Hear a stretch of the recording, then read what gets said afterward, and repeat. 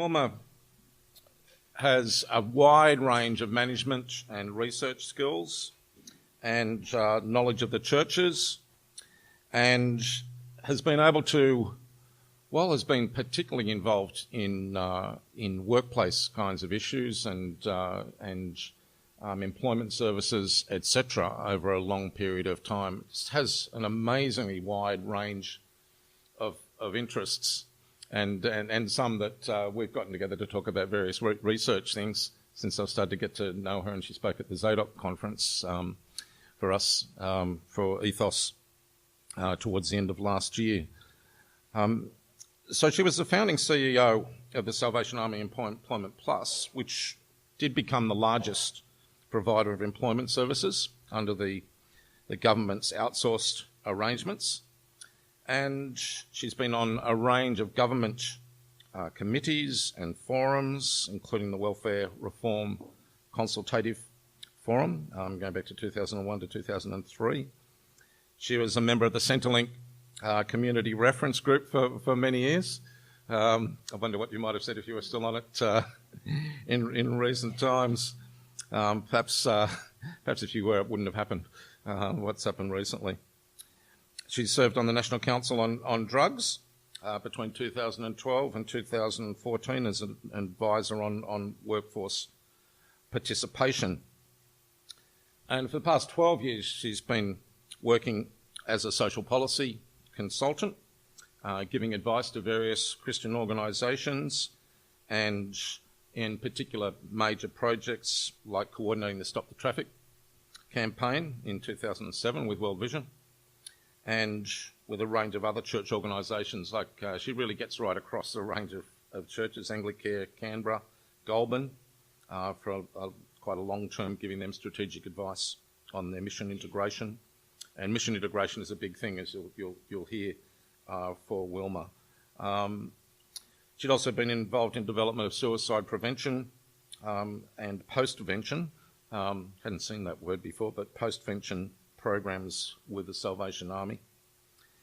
And served on a range of boards, so Christian ministry advancement, care, communication, care and communication concern, Salvation Army's Hope for Life board, and in recent times she completed a PhD at the University of Melbourne, which focused on the impact of government funding on the mission, the values and behaviour of church-related organisations delivering employment services as part of the government-funded Job Services Australia program. Wilma has a passion for social justice and a passion for enabling Christians as individuals and organisations to be salt and light in society and to bring about transformation in individuals' lives and the community's life. And in particular, I think she embodies the wonderful Salvation Army slogan of William Booth, caring for the least, the last and the lost. In fact, she mentioned to me about her own core, that a lot of the people in that particular core are amongst God's special people. And she's talking about people with mental illness issues and other sorts of things. That's an issue particularly close to my wife and my heart, and so it's across a whole range of things that Wilma is involved in. I think Wilma is an extraordinary social entrepreneur and someone who has, there are just so many different things I could mention. They're chair of Panda, and that's not sort of, pardon? And now with CRA. So she's in charge of CRA following Philip Hughes, who's here tonight. His very, very long-term work there. And it's in relationship to CRA that we've talked about some research projects together. And CRA has had a very distinguished career, if you like, if you can talk about an institution in relationship to that, about helping the churches come to grips with a lot of the sociological and other evidence about what's going on in our society right across a range of age groups. In terms of what I said before about character at work, I think Wilma is one who's displayed Christ-like character across that wide range of areas.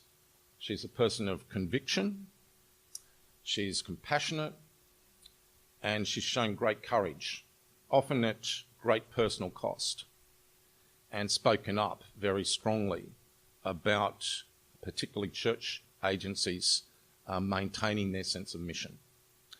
So without more ado, I'm going to ask Wilma to come forward, and I want to present our prize to her.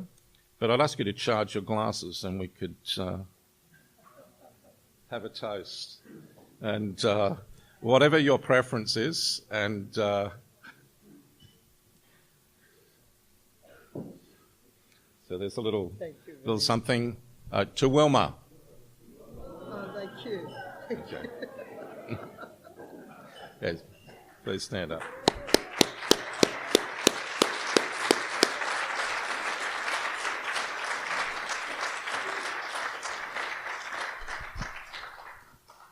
Boy, I certainly didn't expect that.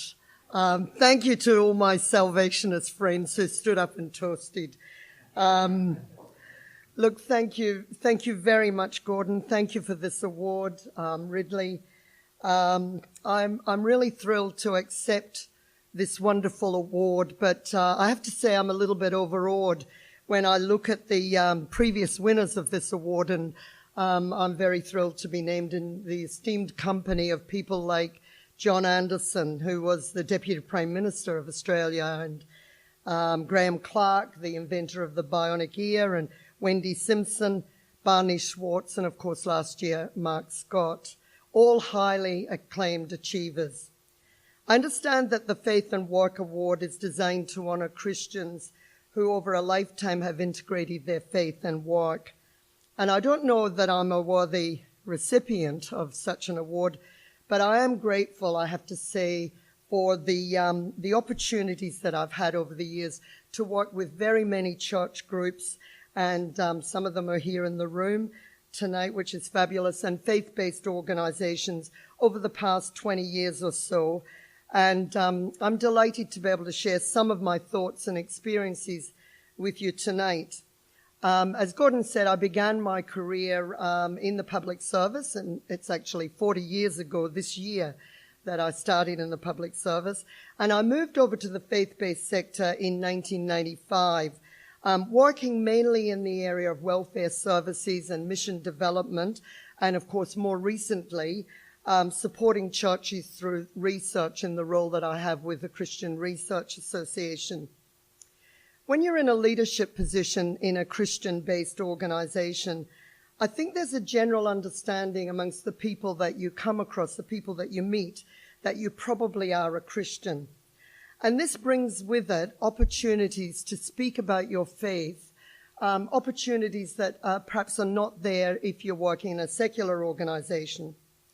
However, it also brings a daunting realisation that people are probably observing and possibly judging or assessing your decisions and your character through a lens that carries a higher level of expectations. Therefore, I think demonstrating your faith through your behaviour and actions becomes the more challenging responsibility for Christians in the workplace. And tonight I want to talk about that in the context of faith-based welfare agencies as they endeavour to remain faithful to the gospel of Christ and their religious inheritance. The somewhat controversial title of my talk tonight, We Don't Do God, comes from Alastair Campbell. Some of you may recall Alastair Campbell was the press secretary to Tony Blair when he was Prime Minister in the United Kingdom. He's a proclaimed atheist, although these days he calls himself a pro-faith atheist. And so he actually regrets saying we don't do God back in 2003. But it was back in 2003, and Tony Blair was being interviewed. Alastair Campbell was present, and towards the end of the interview, the journalist leaned over and asked Tony Blair to talk about his faith. So he asked him a question about faith, And Alistair Campbell leaned in and interjected with those 4 words, "We don't do God."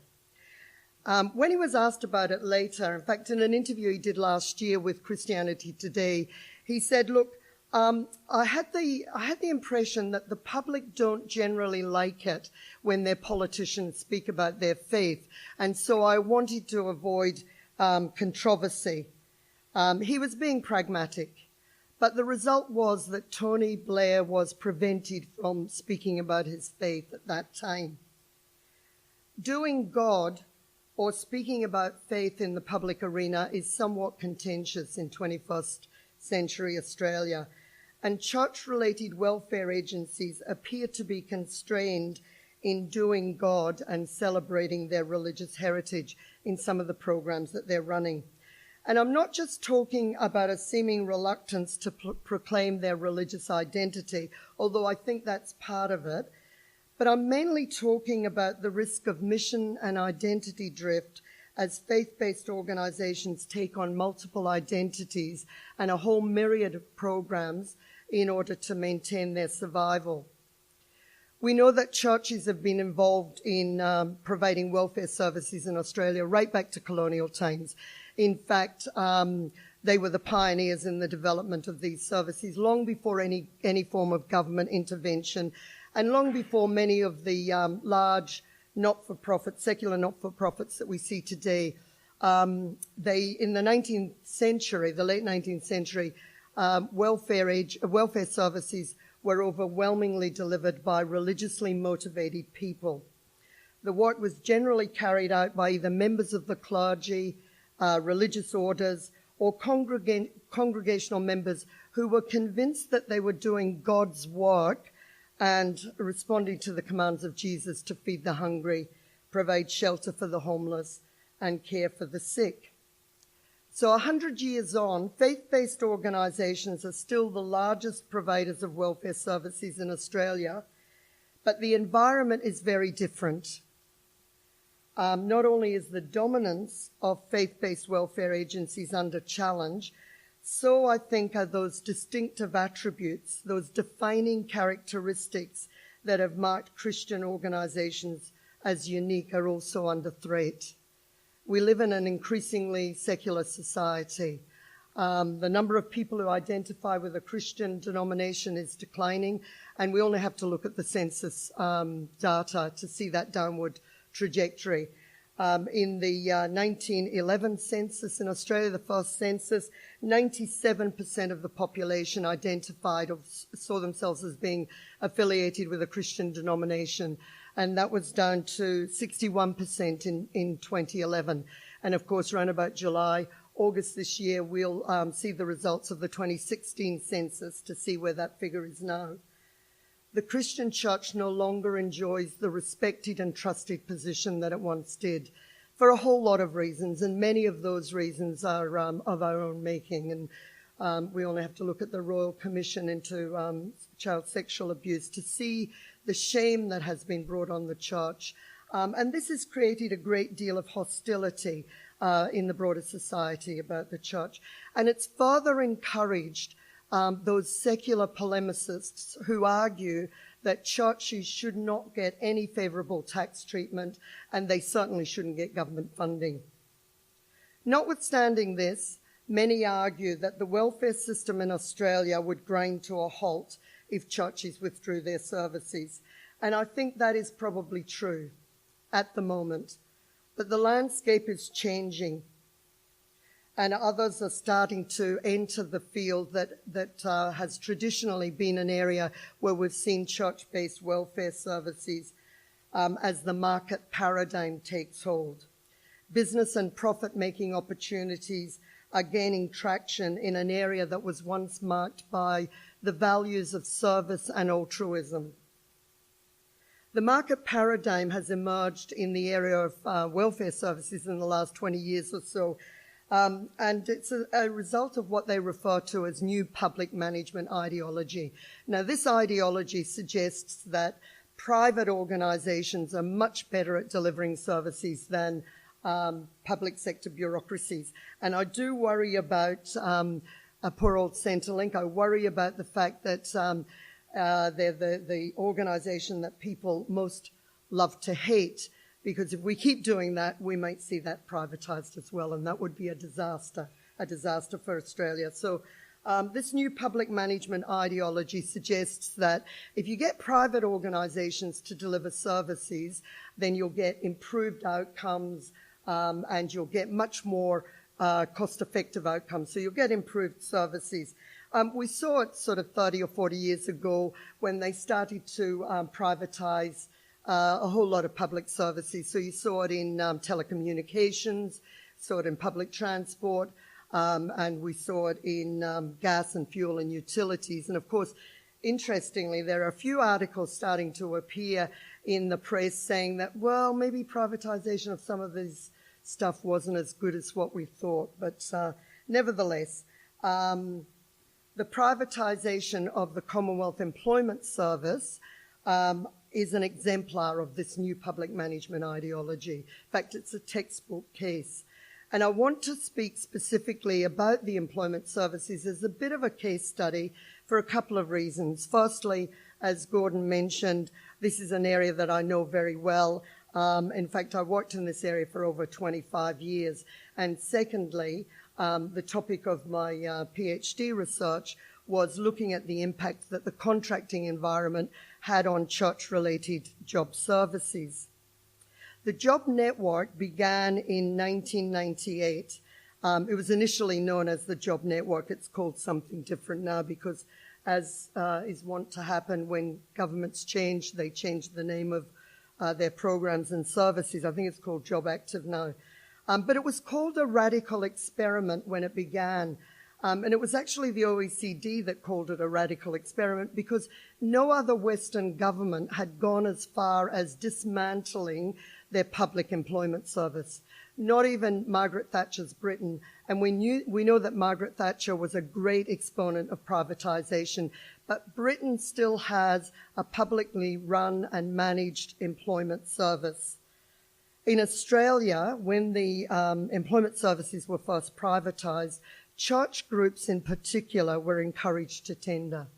And Tony Abbott, who was a relevant minister in this field, said, "Who better to provide employment services than the charities that have traditionally helped the neediest sections of the community?" He was also quoted as saying, "There is something extra about people with faith in their hearts and the love of God on their lips that gives them that extra commitment to job seekers." So the churches tendered, and we were told that this was going to be a really flexible environment, that government wanted diversity. They wanted the churches to bring their unique approach to helping and working individually with the long-term unemployed. And they also made a very strong point that this system would not become a hamstrung bureaucracy, which is how they saw the CES at that time. However, what began as a radical experiment has been institutionalised in a relatively short period of time. Job agencies today all look very similar. They deliver the same services. Their work practices are pretty standard across a whole diversity of agencies, and the system has become bogged down in red tape.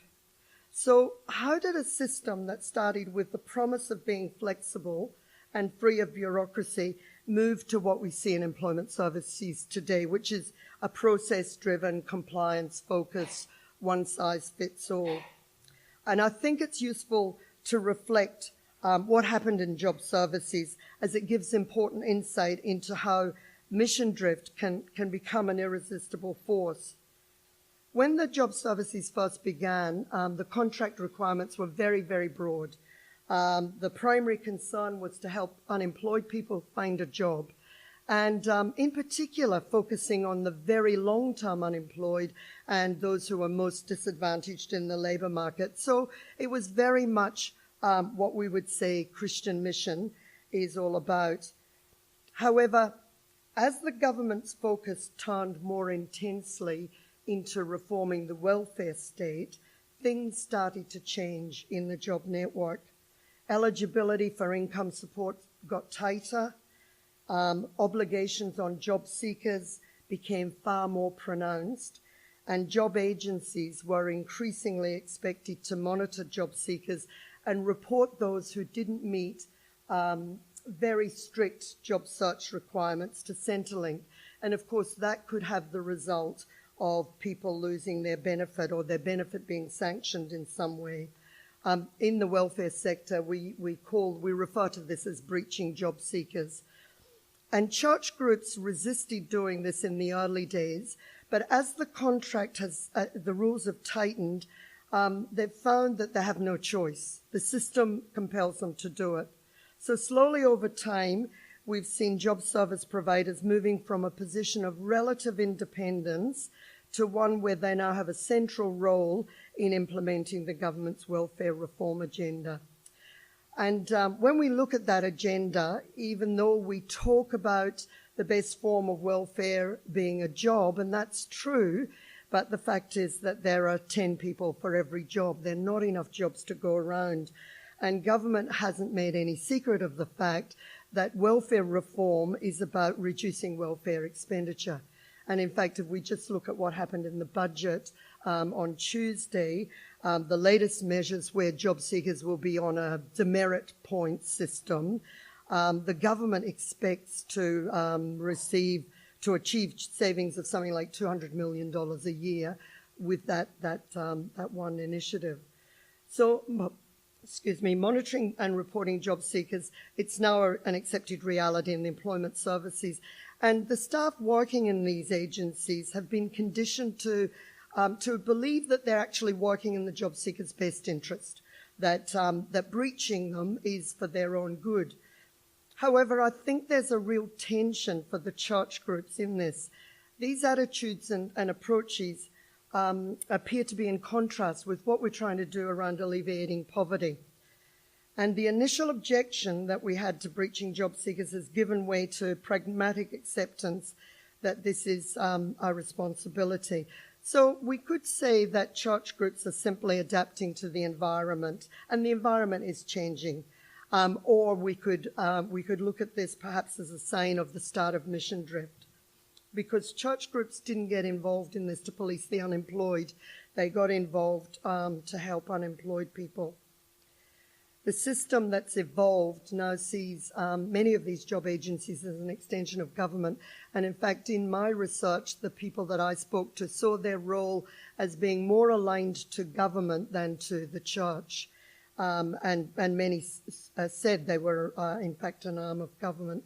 So it starts to beg that question. It begs that question, whose mission are we delivering? Is it the mission of the church or an agenda set by government?